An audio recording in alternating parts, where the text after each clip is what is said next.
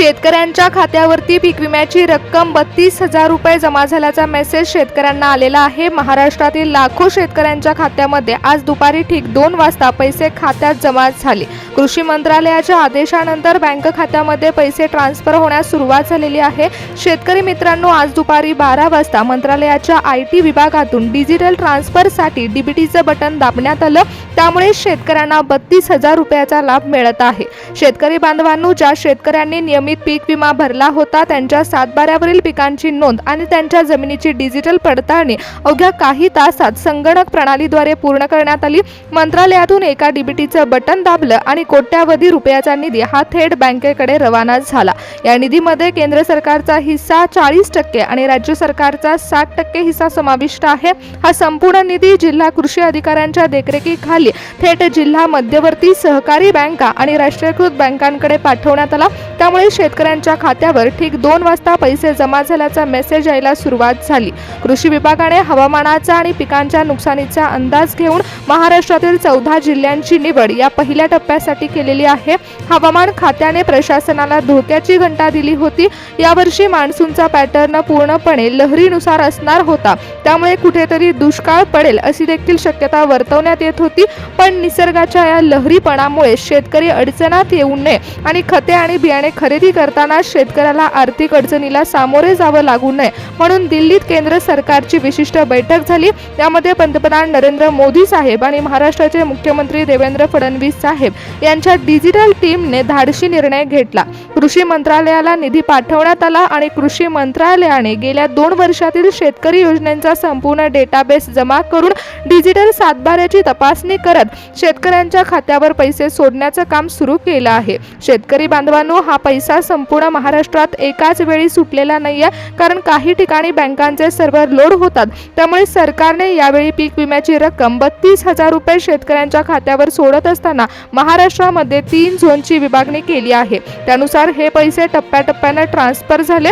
जेव्हा मुख्यमंत्री देवेंद्र फडणवीस साहेब यांनी डीबीटीचं बटन दाबलं तेव्हा महाराष्ट्रातील काही जिल्ह्यांमध्ये 2 वाजता पैसे जमा झाल्याचा मेसेज आला, तर काही शेतकऱ्यांच्या खात्यावर अजून पैसे जमा व्हायचे आहेत। शेतकरी बांधवांनो, यामध्ये जिल्ह्याचे 3 झोनमध्ये विभाजन झाले। त्यानुसार पैसे ट्रान्सफरचं काम सुरू आहे। यामध्ये जो पहिला झोन आहे तिथे शेतकऱ्यांवर पेरणीपूर्व आर्थिक ताण येऊ नये म्हणून कृषी विभागाने या झोनमध्ये सर्वात आधी म्हणजेच आज दुपारी ठीक 2 वाजता पेमेंट रिलीज करण्याची प्रक्रिया सुरू केली। तर दुसऱ्या झोनमध्ये सोयाबीनच्या पेरणीला गती देण्यासाठी आणि बियाणांचा खर्च भागवण्यासाठी या झोनमध्ये दुसऱ्या टप्प्यामध्ये प्राधान्य देण्यात आलं।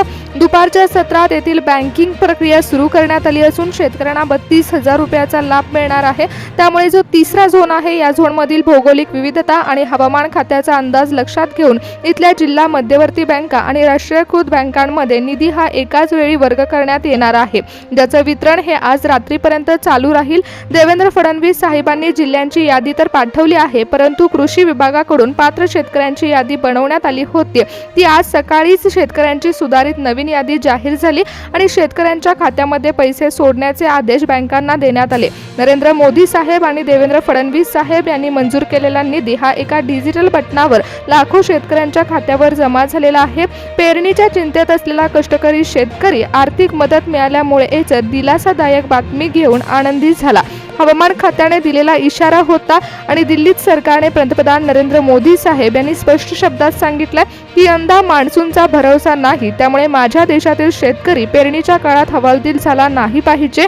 त्यामुळे त्यांना त्वरित आर्थिक मदत मिळावी यासाठीच निधी रिलीज करण्यात आला। मोदी साहेबांच्या याच आदेशानंतर महाराष्ट्रात मुख्यमंत्री देवेंद्र फडणवीस साहेबांनी डिजिटल टीम मार्फत मंत्रालयातील IT विभागाला आदेश दिले। शेतकऱ्यांच्या पेरणीसाठी आणि बियाण्यांच्या खतासाठी मदत मिळावी यासाठी पीक विमा रिलीज करण्याचे आदेश देण्यात आले। गेल्या 2 वर्षांमधील संपूर्ण डेटाबेस तपासून पीएम किसान योजना आणि नमो शेतकरी योजनेची पात्रता यादी पाहून पात्र शेतकऱ्यांच्या खात्यामध्ये 32,000 रुपयाची रक्कम ट्रान्सफर करण्याचे आदेश दिले गेले। या बैठकीमध्ये केवळ पेरणी अनुदानावरती चर्चा झाली असं नाही, तर ज्या शेतकऱ्यांचं बँक खातं हे कर्जामुळे होल्डवरती आहेत अशा शेतकऱ्यांच्या कर्जमाफीच्या डेटाबेसची नव्याने पडताळणी सुरू करण्यात आली आहे।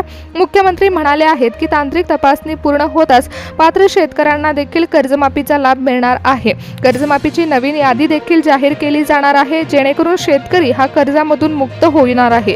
शेतकरी बांधवांनो, हा पैसा संपूर्ण महाराष्ट्रामध्ये एकाच वेळी सुटणार नाहीये, तर कृषी विभागाने संपूर्ण राज्यांची 3 झोनमध्ये विभागणी केली आहे। त्यानुसार महाराष्ट्रातील 14 जिल्ह्यांची निवड करण्यात आली होती। त्यामुळे त्या जिल्ह्यांची नावे देखील आपण पाहणार आहोत।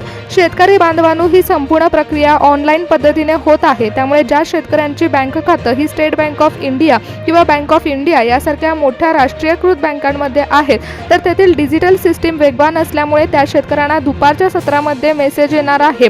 पण जर तुमची खाती ही जिल्हा मध्यवर्ती, सहकारी किंवा ग्रामीण बँकांमध्ये असतील, तर मंत्रालयातून सुटलेले पैसे या बँकांच्या मुख्य सर्व्हरमध्ये जमा होणार आहेत। डेटा व्हेरिफिकेशनचं काम पूर्ण झाल्यानंतर ते 48 तासांमध्ये शेतकऱ्यांच्या खात्यावर वितरित होतील।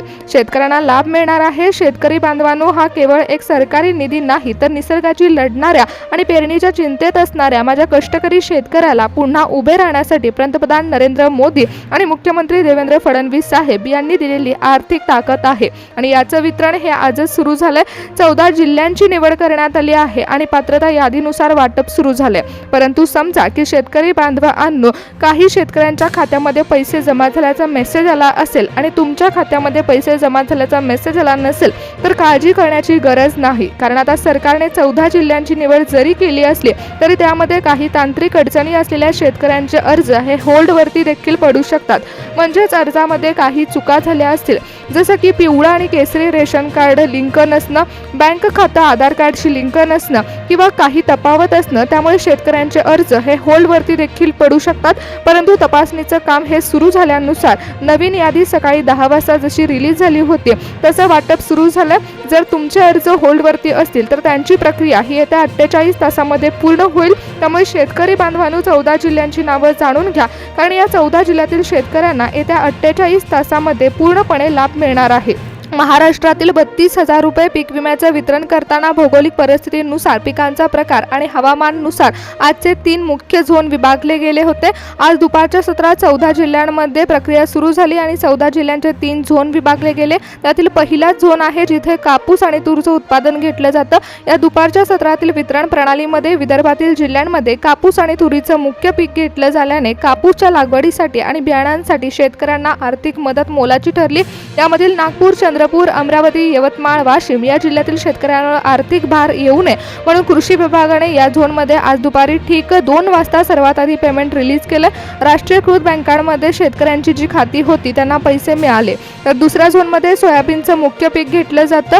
मराठवाड्यामधील नांदेड, लातूर, जालना, बीड या 4ही जिल्ह्यांमध्ये हवामानाच्या फटक्यामुळे शेतकरी अडचणीत होता, पण दुपारच्या सत्रामध्ये नमो शेतकरी आणि पीएम किसानच्या डेटाबेसची पडताळणी पूर्ण करून या झोनमधील बँकिंग बॅचेसची प्रक्रिया सक्रिय झाली आणि ज्यामुळे बियाणे खरेदी करण्यासाठी शेतकऱ्यांना ऐन पेरणीच्या काळामध्ये मदत मिळाली।